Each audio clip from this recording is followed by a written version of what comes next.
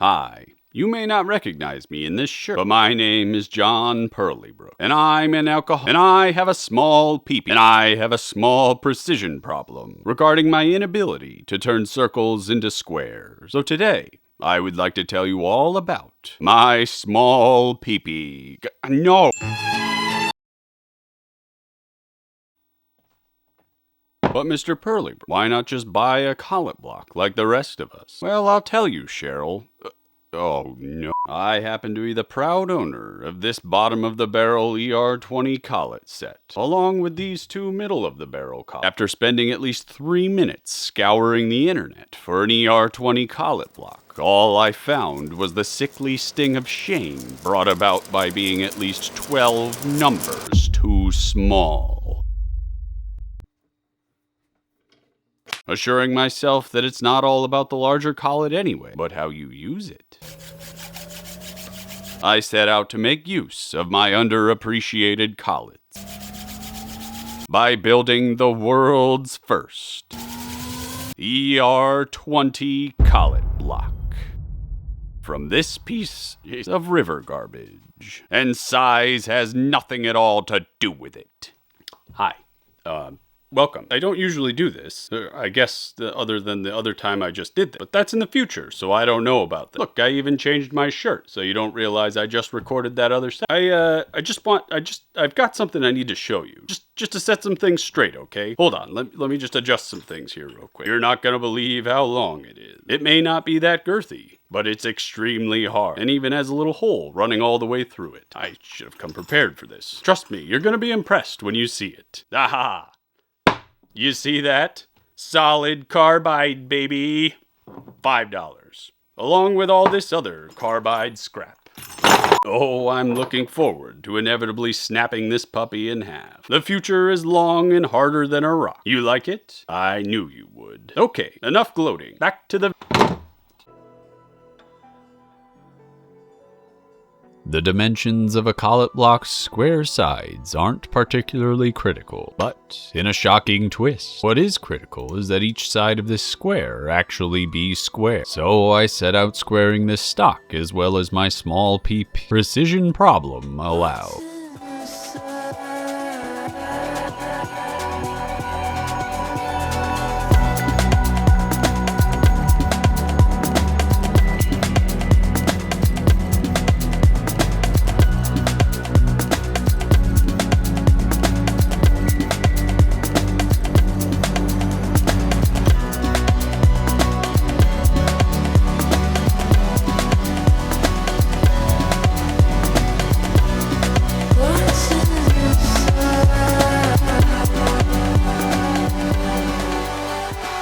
If one cannot find satisfaction in the size of their precise problem, perhaps they can find solace in precisely measuring just how small it is. After all, the greater the number of numbers, the greater the chance of another missing that dastardly derelict decimal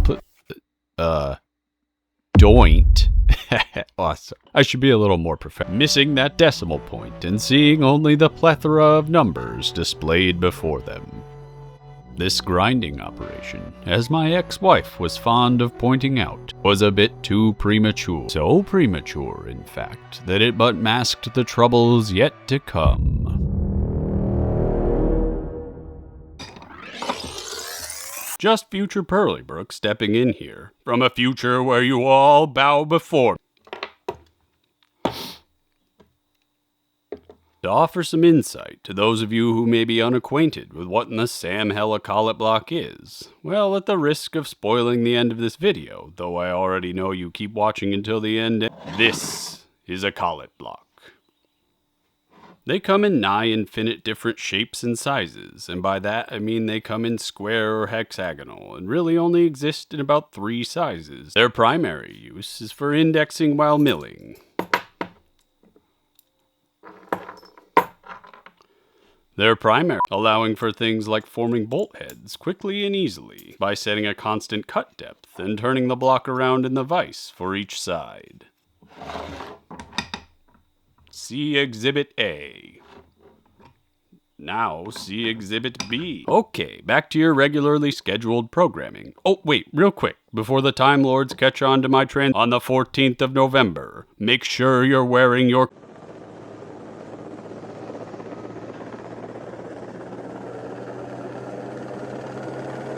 My small problem only grew bigger when I moved to the lathe.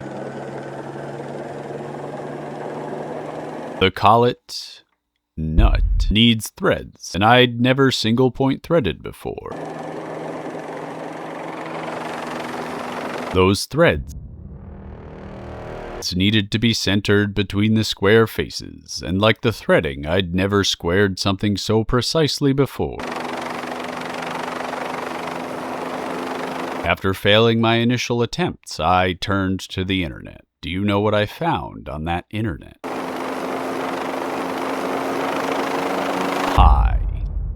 Joe Pye. Armed with knowledge, deadly knowledge. It was time to get serious, deadly serious, about single point threading.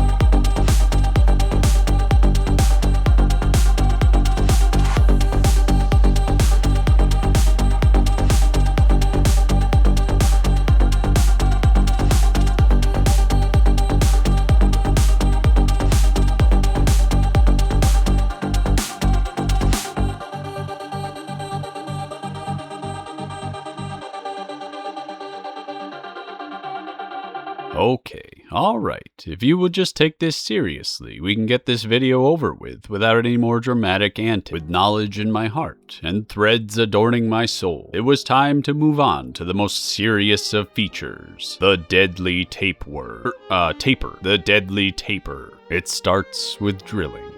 In the middle is an exact 8-degree angle. In the end comes tragedy.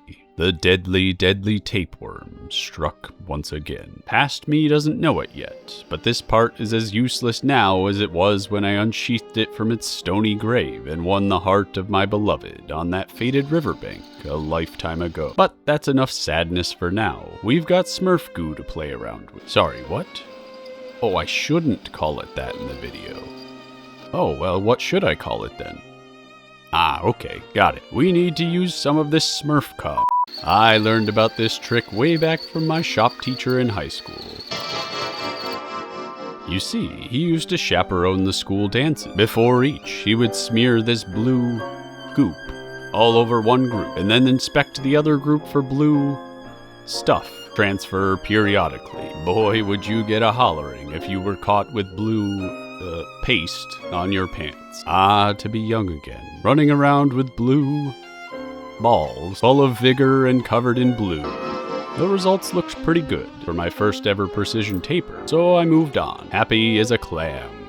That's precisely when the problems began. Hi, past Pearlybrook here. Heh, PP. Hey, that gives me an idea for a video. Some guy calling himself Future Pearlybrook just showed up and made me change my told me that if I didn't record myself reading this note, he wouldn't tell me what happens on the 14th of November.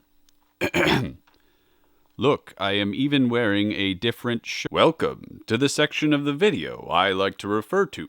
You mother... Mr. Pearlybrook develops trust issues with his milling machine, alongside a healthy dose of good old-fashioned incompetence. But let me back up here a second and explain what's happening. I know time travel can get a bit confusing. This mill is in a completely different location after all. Used to be over there. And I'm not even wearing a shirt. You know before how I said that the outside dimensions of a collet block don't really matter. Well, that's technically true, but they do matter, critically so, in relation to the center of the installed collet. So I set out to fine-tune this collet block, using a piece of precision ground rod, dressed up in my Sunday's best collet. this isn't even the right collet. Whatever. My Sunday best, my son.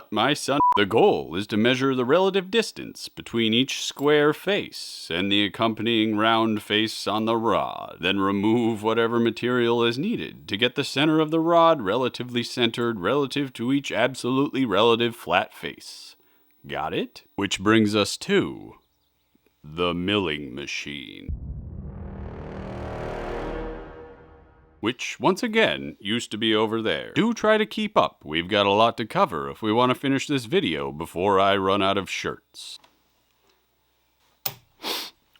Look, I'll be the first to admit that I went a little batty at this point in the endeavor. I had it stuck in my head that I needed a relative measurement of the distance between each flat face and the top of the rod. So I devised a complex system of nonsense, whereby I stuck an indicator in the quill, set a 0 on both it and the DRO, centered on the top of the rod, then moved all the way over to the exposed flat face, returned to 0 on the indicator, and measured the distance traveled by reading the DRO. But, just as two sides make 2/3 of a triangle, so too is this derelict deviated difference influenced by two faces simultaneously. For you see, the bottom face is what's actually registered relative to the mill, which is where all the measurements are being performed, which, once again, used to be over there. But the top face isn't known to be any more true to the center than the bottom, so the resultant measurement taken from the DRO is what's known in the business as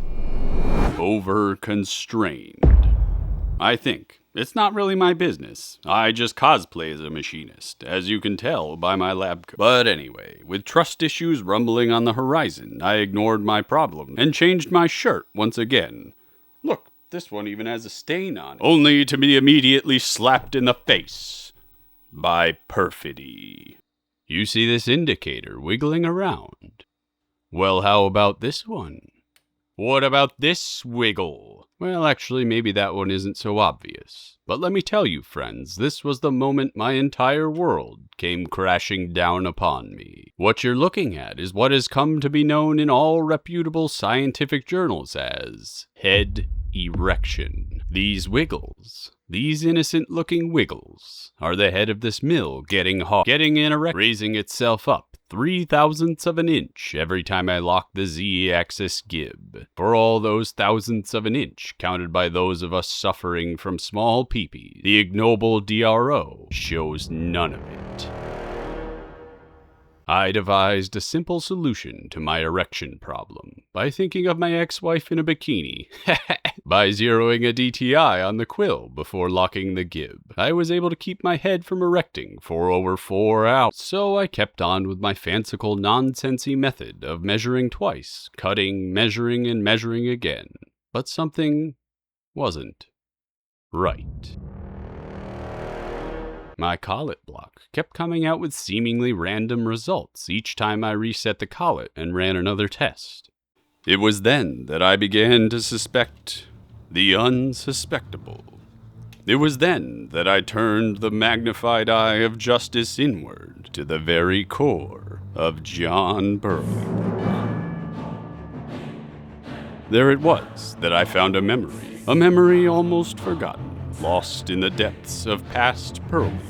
It spoke to me, faintly at first. Remember, the blue of November, when the canaries sang their dabba-dee-dabba-dies. And so I remembered smearing that holiest of Smurf goo all up inside this bowl. Here it was that I was betrayed by that perfidious past Pearlybrook, the insidious triple P, by not repeating the measurement with the collet nut installed. For the taper is oversized.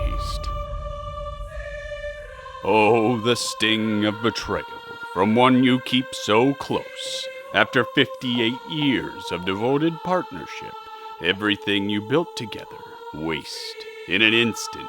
Why, asked Pearlybrook, what did I do to deserve this? All because you decided to run off with Jared from the local gas station. The incompetence, born of inexperienced youth, just because he's got a bigger Yo, listen up.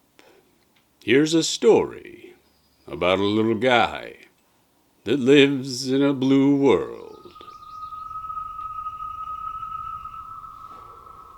And all day and all night, and everything he sees is just blue like him, inside and outside.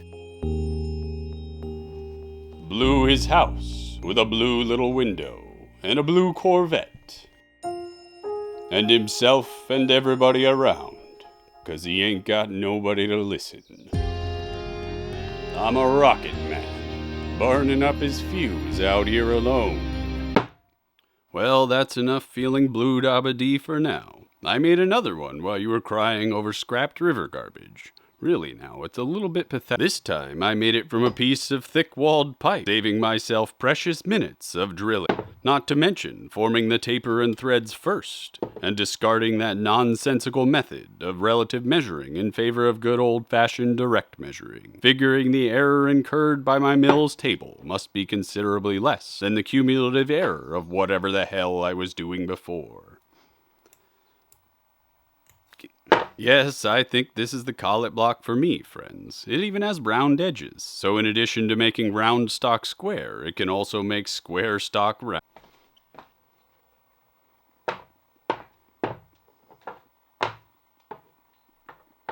And with that, the long, surprisingly long, and treacherous journey of discovery, the quest for squared circles, comes to fruition, and I can finally wrangle in that yak that keeps running around, and I can finally stop changing these shirts. In fact, I already wore this one. I just put it on back and get on with what I set out to do some 57 long years ago. If you didn't understand anything in this video, don't worry. I didn't either. But the new camera letting me get some talking hand shots, huh? Moving up in the world around here. But together, we can hold our heads high, knowing that if we add all our small peepees together, that the summation may someday add up to no peepee at all.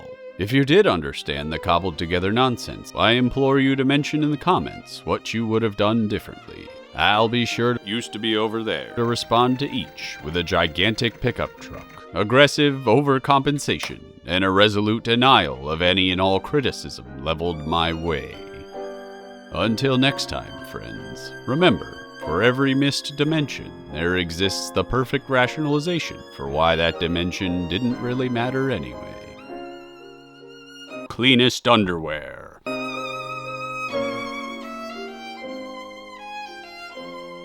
Pretty fancy, eh?